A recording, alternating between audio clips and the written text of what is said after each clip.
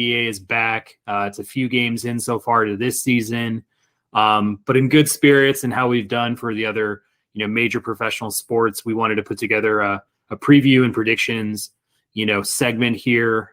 We have the Eastern Conference, the Western Conference, obviously. Wayne and I have both split those up. I'm going to take the East. Wayne will take the West, and we'll both react to what we're saying. And we'll round this out with awards and a champion, representing both leagues. So without further ado, perhaps I'll just kick it off with the Eastern Conference. I think what I'm going to do is work my way up from the play-in tournament up to number one. I listed out 10 teams that I think, will make up the playoffs for the Eastern Conference. And, I seeded it all the way down to the last team in the league, but, I'll just go from 10 up. So I think number 10 for me is the New York Knicks. I think bringing over Jalen Brunson to be, paired up with, Julius Randle, RJ Barrett, and a team that's, pretty well coached with Tom Thibodeau. Got some exciting young depth off the bench with Quickly, Grimes. You got Derrick Rose still around, Toppin. I think it's a well balanced, good grinding type depth team that will win enough games throughout the year to get their record to a respectable level, given how competitive I think the East will be this year. So I'll just start there. For number 9, I'm going to go with the Cleveland Cavaliers. I know this may sound like a shocker because they just brought over the Spider and everyone's like, real excited about it and this and that. And, I think their starting lineup is really nice. I think Darius Garland with, Spida, and then you have, you've got, Jared Allen, you've got, their key power forward. I'm, dropping names, Wayne, if you know Mobley. the name. Evan Mobley. Yeah. Evan Mobley, and Isaac Okoro as well, kind of rounding out that 5. I feel like right after that, I get a little bit nervous. I think I might have talked about this earlier on with, defense, how that's going to work with 2 very small, guards, and then just kind of looking at the bench depth. I don't get very excited about what else they can bring off the bench. I mean, they traded a lot of their depth to the Jazz, to bring over Donovan Mitchell. So, with that, I think a good team with some good, future ahead, but I think they're just going to need to take maybe an extra season to really build the depth that they need to be a true, Eastern Conference contender. At number 8, I put the Miami Heat. I think that, we talked to Stefano and, a lot of excitement was out there about, their chances this year, but just from a organizational standpoint, to lose PJ Tucker, to not really do a whole lot in the offseason. Oladipo is back, and injured. Tyler Hero's having to step up now and playing shooting guard. I just feel like they're going in with a little less depth. You got another year on Kyle Lowry, Jimmy. I think Bam's still in his prime, but it's like, I just don't know how good this team can be, with maybe a little less depth and then a little less star power at the top. I feel like, after the play-in tournament, their team has kind of slowly started to descend. Not to say that they're a bad team or to say that they're not, still going to be, well above 500. I just get a little skeptical about their upside.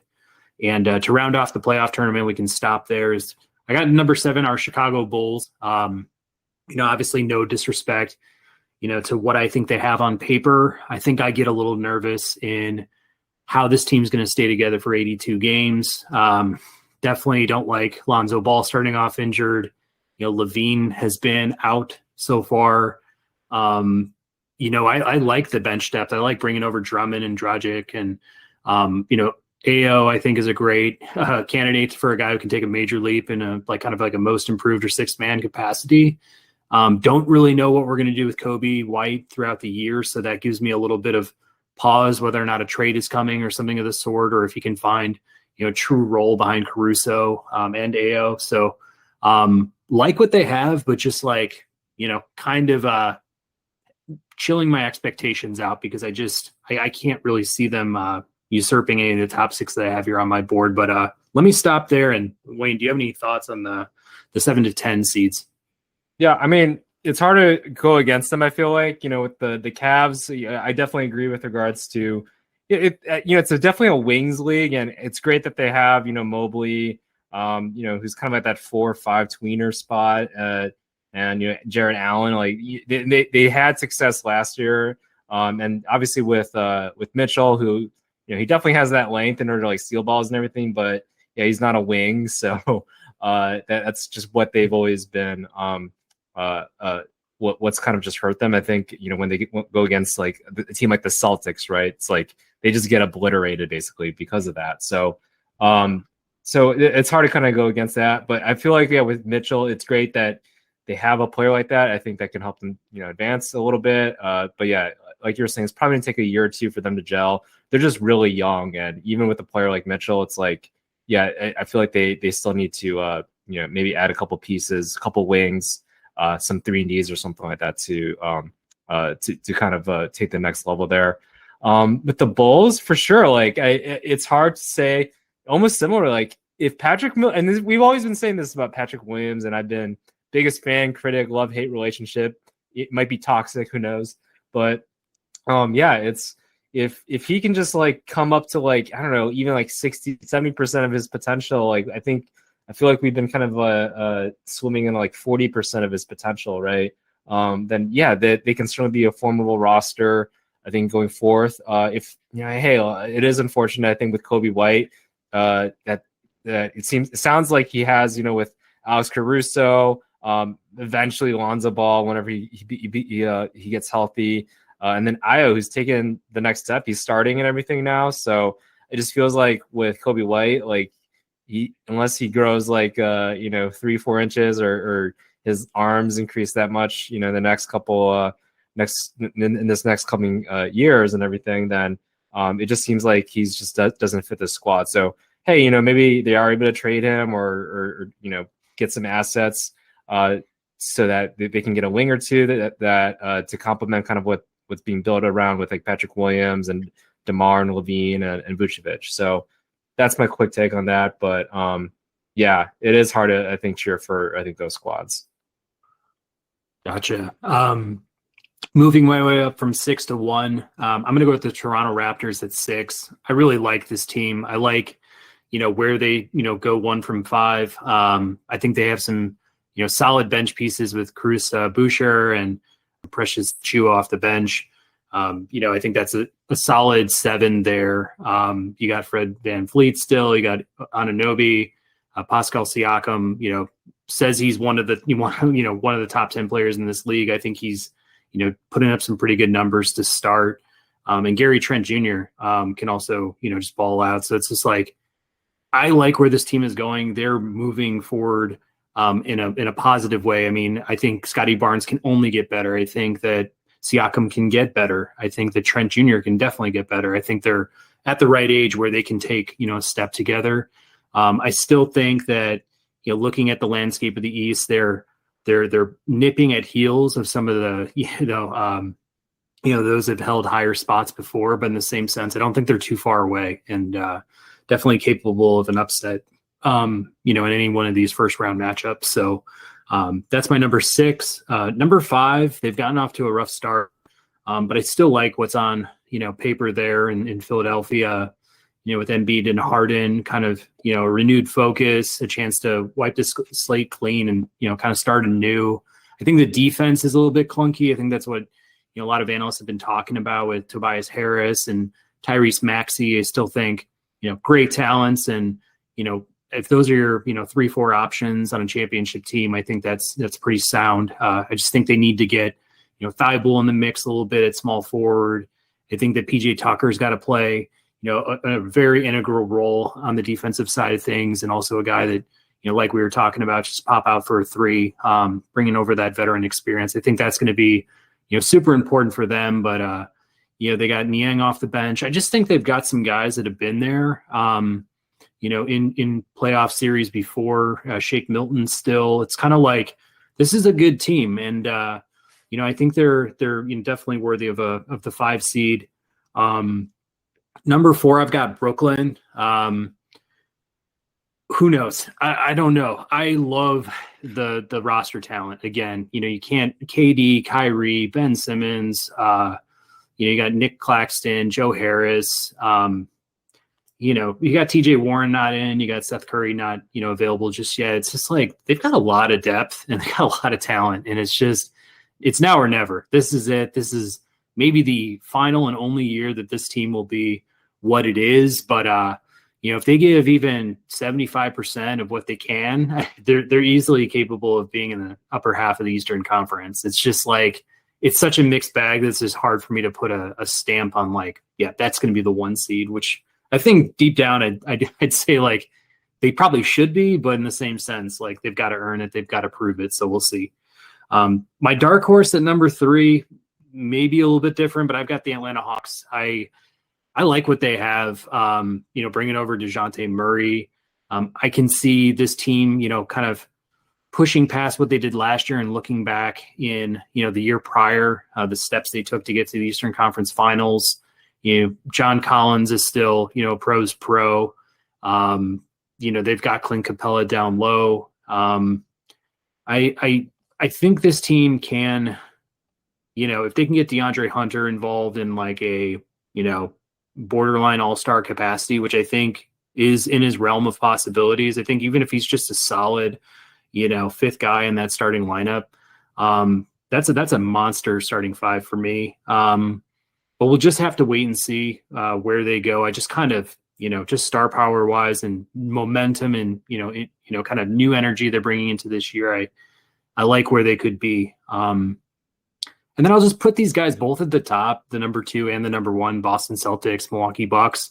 I think they're interchangeable. I have Milwaukee as my number 1 seed with a slight advantage. I just think if healthy, I like this team just a tick better. I think Boston had some turbulence over the offseason, losing, Doka as their coach, but bringing over Malcolm Brogdon to kind of, back up, Marcus Smart, Derek White. I think that was just a good trade. Don't have to really like ramp up his minutes to start off the year. You still got Peyton Pritchard, but just a guy who I think once you get to the playoffs, you got just an extra piece there. Hopefully, you got Robert Williams, Grant Williams still, obviously Tatum and Brown. It's just a good recipe to kind of win a championship. And then, Bucks still have their big 3, love their bench depth. Just can't say enough about, how deep they can go and just how much confidence they play with behind Giannis. And I guess that's it. That's my top 10. The top 6 just there. But would you make any changes, or do you have any teams that, were, I don't know, maybe ranked too high, or, things that you could see coming out of the East this year? Yeah, I definitely. I mean, I think 1, 2. I'm pretty sure most people are picking Celtics, Bucks. I think going forth, but I do agree on your dark horse with the Hawks. Although it's like you add an all-star with another all-star, right? You feel like they ought to be able to take care of things. With DeJounte Murray, adding him along in the backcourt with Trae Young, it's like I think that squad, and then also if they can remain healthy and have DeAndre Hunter contribute, add 15, 18 a game or something like that, that would be awesome. Solid D. And then, they have the interchangeable Clint Capella and Okonkwo, right? It's like those players are really valuable, I think, with holding down the paint. And then also they're both good at guarding like guards and forwards. So, in today's modern day NBA, that's really valuable. So I think, for me, Hawks probably I'm anticipating to be a 3 seed going forth. And, I think you talked about the 76ers. I definitely agree. Play Matisse Thybulle, and honestly, he ought to go to that, was it Lethal Shooter, that dude on Instagram, right?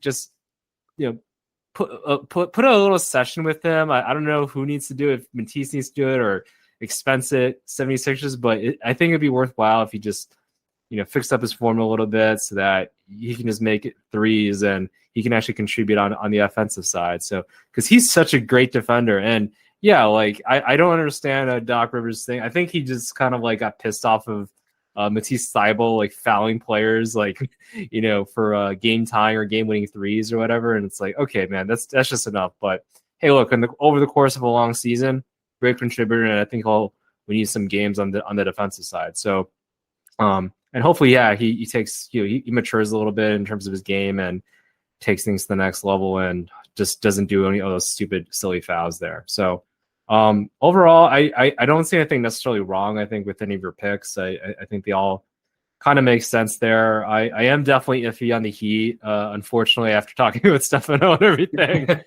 it's just they are aging a little bit, and hey, I get it's one of those. We saw it kind of happen, I think, last year with Kyle Lowry. Like, didn't really do too much in the playoffs, and I'm like, okay, I don't know how much he has left. He's had a great career and everything, but he's only going to get older. I think he's like now on the other side of like 35 right now, so it's like I really don't know how much. And in today's NBA, you kind of have to have that nice point guard in order to like advance and do well in the playoffs and such. So that's definitely where I just feel a lot of hesitancy there. And yeah, with some question marks with Tyler Hero, Duncan Robinson, etc. It's like, okay, like what's their ceiling necessarily? Like Tyler Hero, I think we've spoken about his defense as well. And they also lost like PJ Tucker and not having him, Jay Crowder. Like, it's just kind of a new team now, essentially. So yeah, don't think that they're as appetizing, I would say, as some of the other teams. And yeah, love the Raptor pick. I feel like it's because like they don't have necessarily that one star player, but they have that length, that defense, those wings, right? They can really create a lot of havoc on the defensive side and put things on the open court. And Nick Nurse, one of the best coaches in the NBA, like very good, makes a lot of great strategic decisions there going forward. So yeah, can't really say would I switch a spot or two maybe, but I feel pretty good about having, I think, the Hawks at 3. I just think that they're going to be taking things. They're essentially just going to be taking the next step. So, yeah, definitely. I guess with that, let's shift over to the West. I want to hear, what your rankings are. Maybe if you want to start with the play-in tournament and work your way up. Yeah. I got I got like my 10 teams here, right? So I got was it the Trailblazers here? I think they're like 4-0 right now. So as we're shooting on a Tuesday, October 25th right now. So yeah, they're playing pretty well overall. It seems like they have good rhythm. Anthony Simmons, playing kind of a lights out, kind of taking over that CJ McCollum type of role, secondary to Dame Lillard. So yeah, I think that he's going to have a good season overall. And then I got the Lakers. Still a lot of question marks about their health. Westbrook, what the hell is it? I feel like there's just so much drama, almost to a similar extent of comparison between them and the Nets. Just that obviously the Lakers did win a championship, with LeBron and Anthony Davis, right? There's just a lot of question marks, I think, apart from those two. And then obviously, can Anthony Davis, play a full season, be healthy for the playoffs? I think all those things on top of like the roster around them too. Nice that they brought in Pat Bev, right, to kind of spice things up. And he does have a track record of, I think, playing for winning teams. So, who knows, maybe that does kind of settle it there. But yeah, they have to figure out what to do with Westbrook, because this is a toxic relationship, I feel like, for both of them. So, and then at the 8th seed here, I got the Pelicans actually. Thought about moving them up, maybe switching them up with some other teams up there. Can talk more about those other teams later, but they think they showed a lot of what they are able to do, even without Zion Williamson. And it's like, okay, with a as healthy as Zion Williamson can be, right? What can that team look like? And I think there's a lot of potential for them. It's CJ McCollum and everything as well. Kind of having a season with the Pelicans, and then Herb, one of my favorite like 3-and-D type of players as well. I think he's just a very good contributor overall, along with that entire team, I think. So yeah, have a lot of favorability for them. Mavs, I think at 7. I think Luka gonna have a good year.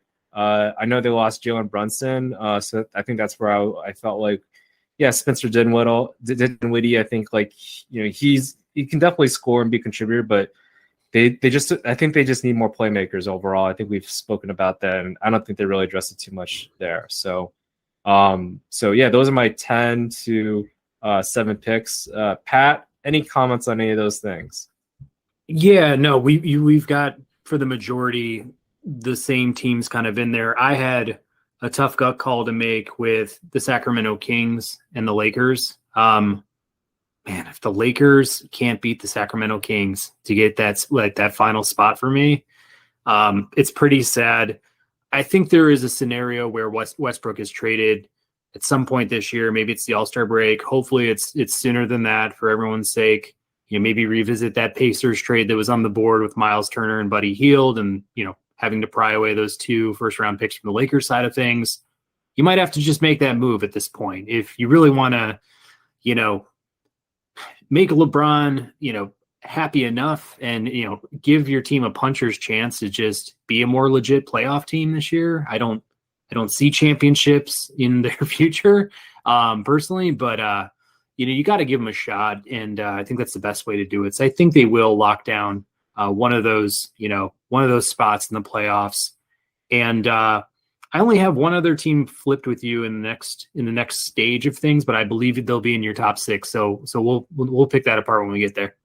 Okay, cool. Yeah. So 6 through 1. I got the Timberwolves here, actually. So I got the Timberwolves. I am actually not that big of a fan of the Rudy Gobert trade. I don't think he fits the team that well.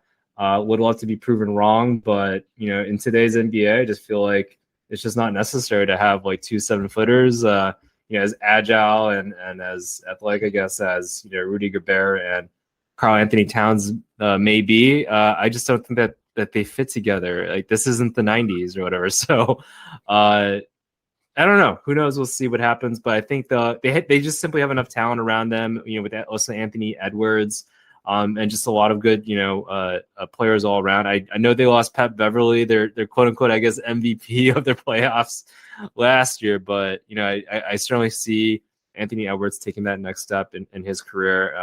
And then, with Rudy Gobert, he's certainly just going to have that team is just going to have enough length and defense, I think, to help win them some games. So, and then after that, I got the Clippers actually here. They added John Wall, kind of coming off the bench right now and everything.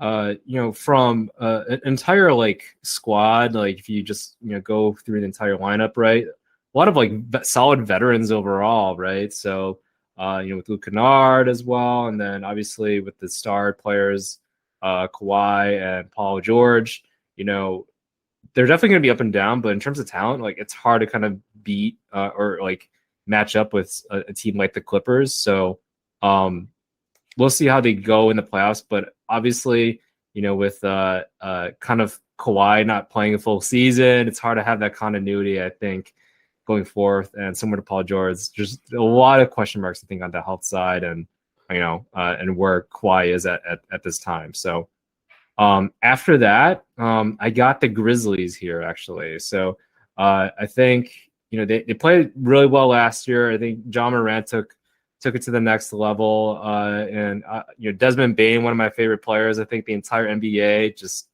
kind of old school, does not too flashy, but plays solid defense and, knows how to shoot the ball. So I think he's definitely going to be a key contributor there, along with Adams and Jaren Jackson. So, and then the Warriors, I have the defending champion Warriors.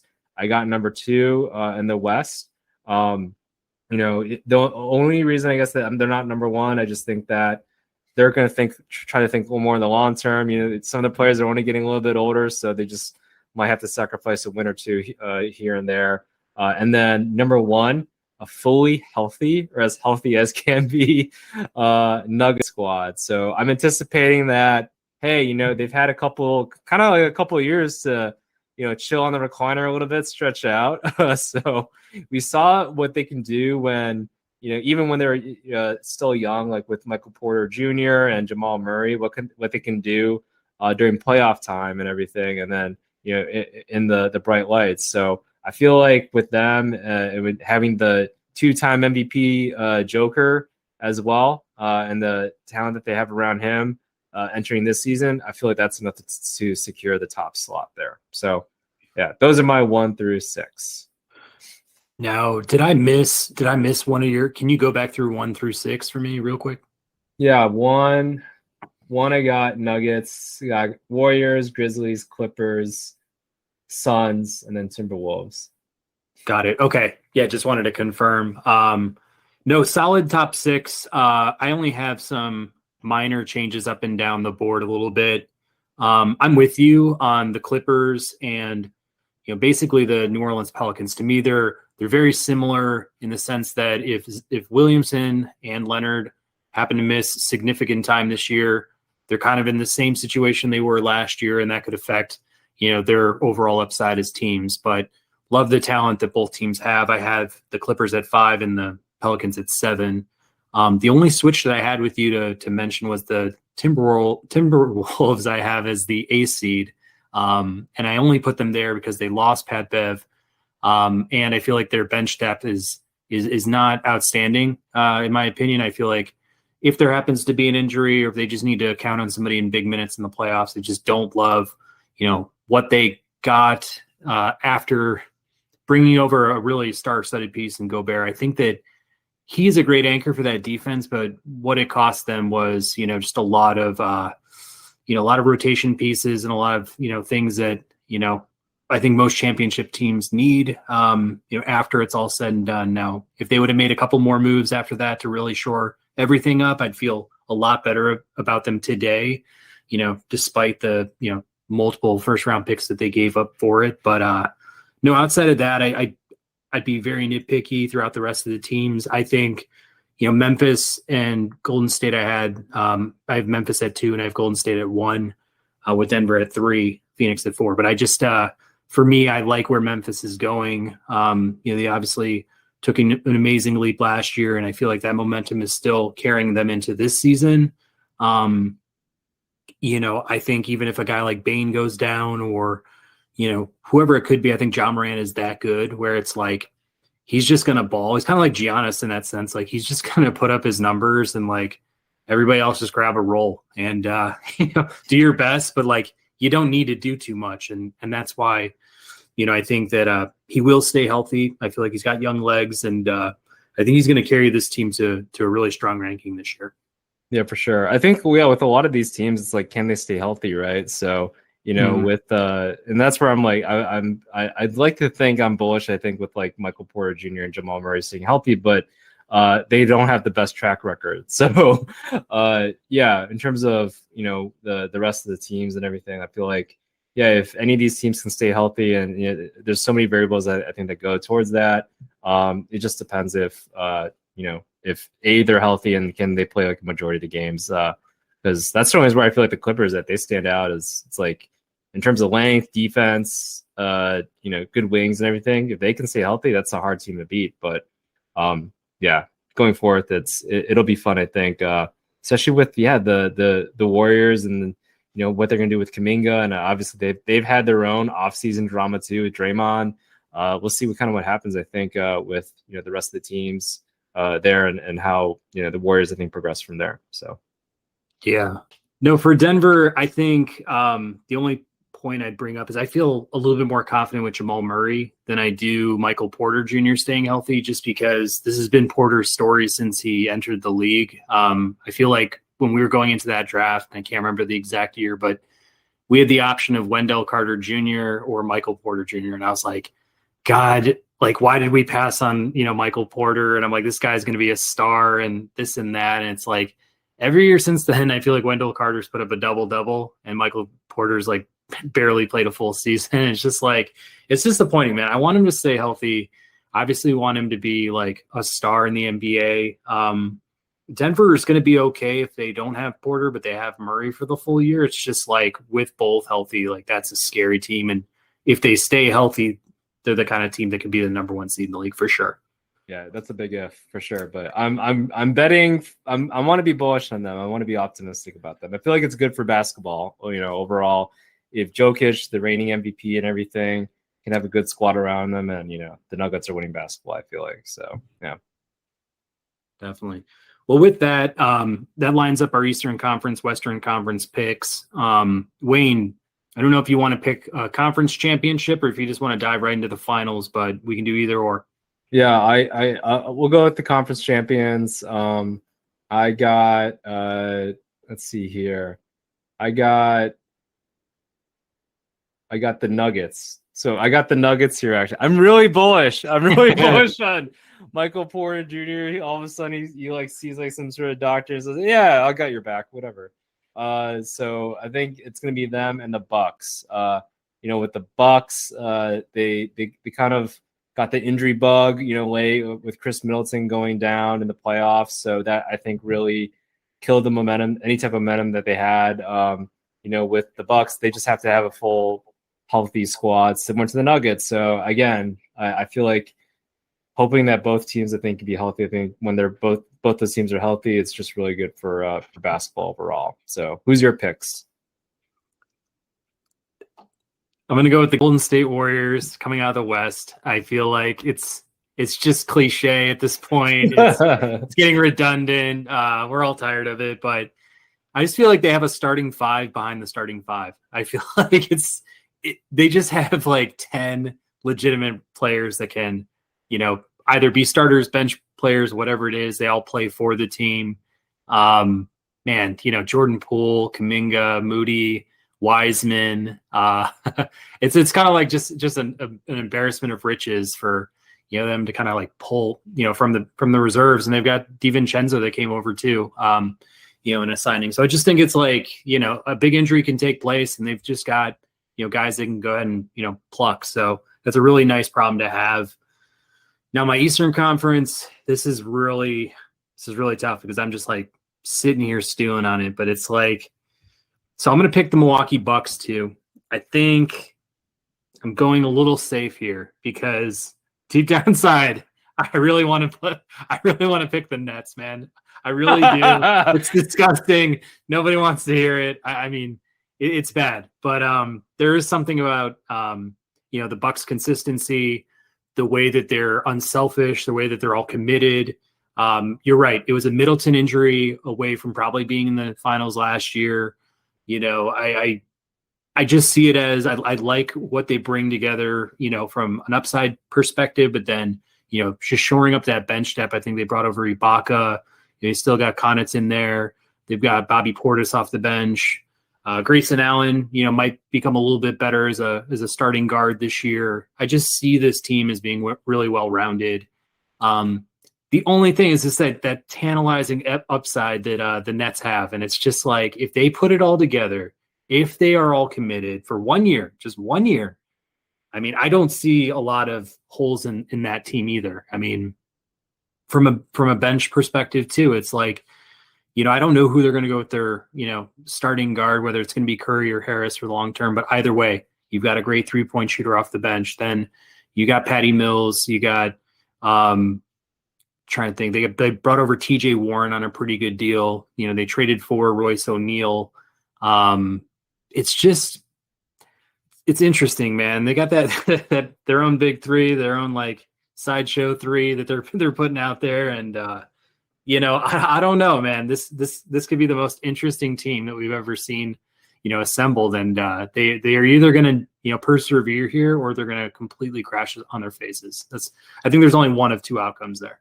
Yeah, again, I feel like you have a toxic relationship with the Nets now. It's like, I know you kind of like were pushing them along last year and everything. It's like, yeah, they have Durant healthy and Irving there as well. So it's like, okay, bygones be bygones. We don't know what we're doing with Simmons. Seems like Simmons is playing now, though. Looks like he's getting in foul trouble. But like you're saying, so it's probably the same relationship I feel like I have with the Clippers of like, Kawhi, he's just going to show up in the playoffs and then they're going to make a run. Like, they just need to get there and be healthy, right? So similar, I think, with the Nets, similar situation, I think, going forth. But it will be, I think, it would be great for basketball, though, if it is like the Bucks. Whereas I just feel like, I don't know, like I'm always hesitant about picking up, back-to-backs and everything like that. But if I am, obviously it's, this Warriors team, like they are a dynasty. And if they can stay healthy, again, it's the whole healthy thing. It's going to be hard for any team to beat them for sure. Yeah.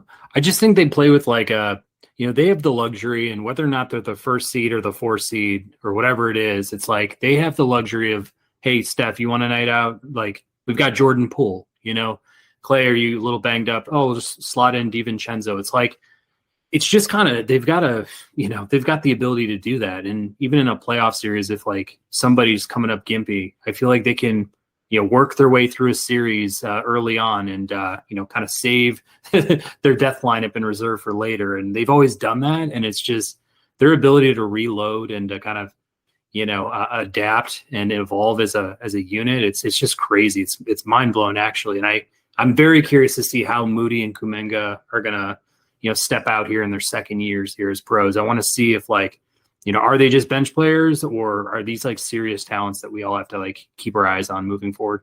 Yeah. And then Wiseman too. I think that's the key thing. Cause it's like, he's probably going to be the one that's in a way kind of taking Draymond Green's place. What we're anticipating is probably going to leave. I think it was after next season is when his contract runs out. So if that's the case, then, they are going to need some sort of big person there or yeah, maybe they just go like Kuminga, Wiggins, and then was it Klay Thompson, Jordan Poole, and Curry as like their death lineup or something like that. So, but yeah, I think they just have so many pieces, and that's just like a masterful GMing. Obviously, they had to have two of the best players on the planet be hurt for a couple of years, but I think that's just that just goes to show like good management just kills. I feel like so.